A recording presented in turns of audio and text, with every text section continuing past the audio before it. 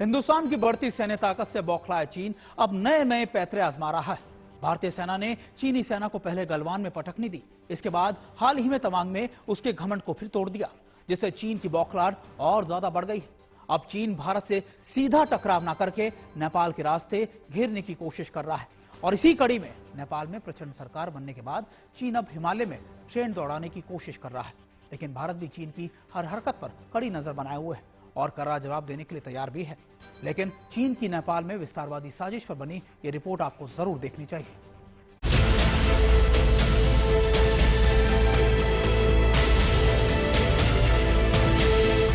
नेपाल में प्रधानमंत्री पुष्प कमल दहल प्रचंड की सरकार बनने के बाद ड्रैगन पूरी तरह से एक्शन में आ गया। चीन भारत को जवाब देने के लिए न केवल हिमालय में ट्रेन दौड़ाने की तैयारी कर रहा है, बल्कि 3 साल के बाद नेपाल से लगी सीमा को व्यापार के लिए भी खोल दिया। चीन के विशेषज्ञों का एक दल मंगलवार को काठमांडू पहुंचा, जो हिमालय में दोनों देशों के बीच ट्रेन चलाने की संभावना का अध्ययन कर रहा है। इससे पहले पूर्व प्रधानमंत्री शेर बहादुर देउबा ने इस चीनी रेल प्रोजेक्ट पर आपत्ति जताई थी, क्योंकि श्रीलंका की तरह नेपाल भी चीन के कर्ज जाल में फंस सकता है। चीनी दूतावास के मुताबिक नेपाल और चीन के बीच ये रेल मार्ग 170 किलोमीटर लंबा हो सकता है, जो तिब्बत के केरुंग कस्बे को नेपाल की राजधानी काठमांडू से जोड़े जाने की योजना है। इस रेल प्रोजेक्ट के जरिए नेपाल को चारों तरफ से जोड़ा जाएगा। फिलहाल अभी तक केवल भारत का नेपाल के साथ व्यापार पर दबदबा है। जहां तक नेपाल में नई सरकार की आने की बात है या वहां पर रेलवे और एयरपोर्ट्स और इंफ्रास्ट्रक्चर को ऑपरेशनलाइज करने की बात है, तो जैसा हम सब जानते हैं कि जो केपी शर्मा ओली और प्रचंडा की जो सरकार नई है, उनका कुछ ना कुछ तो चाइना के साथ कम्युनिस्ट होने की वजह से भी और वैसे झुकाव काफी है, रिश्ते भी उनके काफी प्रगाढ़ रहे हैं। लेकिन इसका मतलब ये नहीं है कि भारत के साथ उनके रिश्तों में किसी तरह की कोई कमी आएगी। ये बात है कि हर एक नेबरिंग कंट्री जो है वो जब दो उसके पास बड़ी ताकतें हैं जिनसे वो कुछ फायदा उठा सकता है, उनके साथ में मिलकर के कुछ आगे बढ़ा सकता है, तो उसकी कोशिश करता है, जिससे उसे एक तरह की स्ट्रेटेजिक ऑटोनॉमी का भी आभास होता है। भारत के रास्ते ही नेपाल व्यापार करता है। यही नहीं, चीन ने करीब 3 साल के बाद नेपाल के रासु वागादही सीमा क्रॉसिंग को खोल दिया। रासु वागादही नेपाल और चीन के बीच सबसे पुरानी व्यापार सीमा क्रॉसिंग है। इसके जरिए नेपाल चीन से कपड़े, सेब, जूते, बैग, मोटर, बैटरी जैसे सामानों का आयात करता है।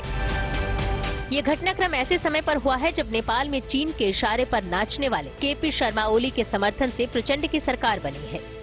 नेपाल में प्रचंड सरकार के बनने के बाद चीन ने ऐलान किया कि वो बेल्ट एंड रोड परियोजना को आगे बढ़ाएगा। ये रेल मार्ग भी चीन के बेल्ट एंड रोड प्रोजेक्ट का हिस्सा है। नेपाल साल 2017 में सबसे पहले प्रचंड के प्रधानमंत्री रहने के दौरान ही BRI में शामिल हुआ था। तो ये चीन को एक मौका फिर से मिल गया। पहले भी हमने देखा है कि उनकी सरकार के टाइम पे एक्शन काफी सारी नए प्रोजेक्ट्स आए थे। तो ये एक देखने की बात है कि आगे किस तरह से बातें बढ़ेंगी। लेकिन ये जो प्रोजेक्ट रेलवे वाला है, रोड्स वाला है, पोर्ट्स हैं या एयरपोर्ट्स की बात है, इंफ्रास्ट्रक्चर की बात है, इसमें कुछ ना कुछ हम देखेंगे कि और ज्यादा बढ़ाव अब आएगा और उसके लिए भारत को भी सचेत रहना होगा।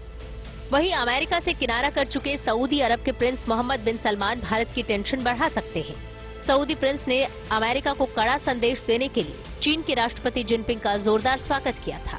यही नहीं, सऊदी अरब और चीन के बीच अरबों डॉलर का समझौता भी हुआ था। अब पाकिस्तानी विशेषज्ञों का दावा है कि सऊदी अरब पाकिस्तान में चाइना पाकिस्तान आर्थिक कॉरिडोर यानी CPEC में बड़ा निवेश कर सकता है। ये वही CPEC है जो POK से होकर गुजरता है और भारत इसका कड़ा विरोध करता है। हालांकि पाकिस्तान की कंगाली को देखते हुए सऊदी अरब ने इसका ऐलान नहीं किया है। वहीं सऊदी प्रिंस पिछले दिनों पाकिस्तान जाने वाले थे, लेकिन उनका ये दौरा रद्द हो गया था। पाकिस्तानी विशेषज्ञों का कहना है कि सऊदी अरब के प्रिंस CPEC में निवेश करके चीन और पाकिस्तान के साथ अपने रिश्ते को मजबूत करना चाहते हैं। सऊदी प्रिंस चीन के साथ अपने रिश्ते को इसलिए बढ़ा रहे हैं ताकि रक्षा क्षेत्र में अपनी अमेरिका पर निर्भरता को कम किया जा सके। Bureau report, good news today.